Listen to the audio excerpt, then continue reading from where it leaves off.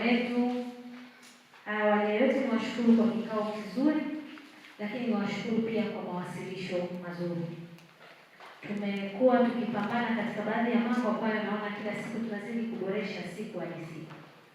Inatia moyo na inatia faraja kubwa kuona kwamba vikao vyetu vinazaa matunda. Sio tunakaa tu tunajifurahisha alafu mwisho wa siku tunarudi kule kule tulipotoka. Ziko success stories nyingi ambazo tutaziona katika yale ambayo tumekuwa tukihamasisha mara kwa mara. Niwashukuru na niwapongeze pekee kabisa wakurugenzi wetu wa halmashauri kwa namna ambavyo mmechukua zile challenge zilizokuwa tunawapa, mawazo tulikuwa tunawapa, mkaya reflect kwenye budget.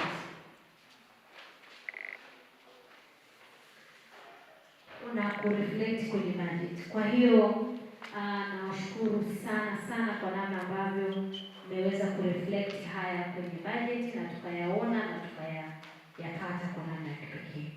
Lakini pili, niseme tu kwamba hakuna la zaidi ambalo unaweza kutufanyia. Kuyapokea na kuyaweka kwenye budget, that's the best you can do kwa wilaya ya Mufindi. Na kama ambavyo nimetangulia kusema, hii wilaya si yetu, tumepewa tu dhamana kwa kipindi kifupi. Kwa hiyo mimi nikiacha kuaccommodate mambo kwa sababu ya ubinafsi wangu, ni matatizo yangu na sipaswi kupeleka katika wilaya. Kwa hiyo tuwashukuru sana wadau wale wote ambao mmetupa maoni. Tunayachukulia positive sana.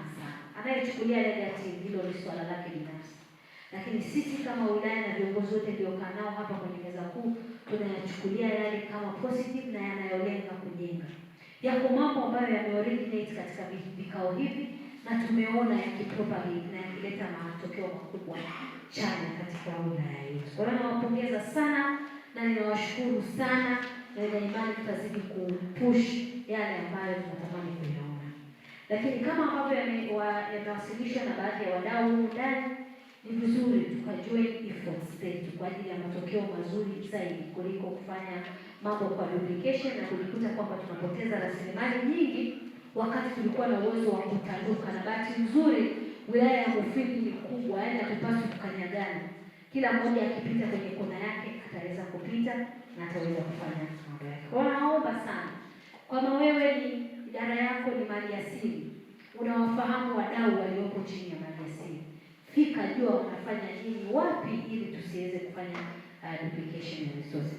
Kama wewe upo kwenye maji, unafahamu wadau wako wa maji. Upo kwenye umeme, hivyo tunapoweza kupiga hatua mbele zaidi. Lakini kama nilivyosema wakati wa wasilisho, ninatamani kama wilaya tuandae kongamano nzuri na kutangaza fursa zilizopo katika wilaya yetu.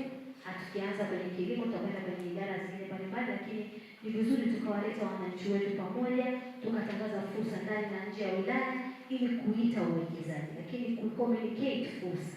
Lakini zaidi ya yote ni kuwapa watu wajue knowledge, yaani kufahamu ni nini kipo, nini kinaweza kufanyika na nini kinaweza kukusaidia katika uchumi.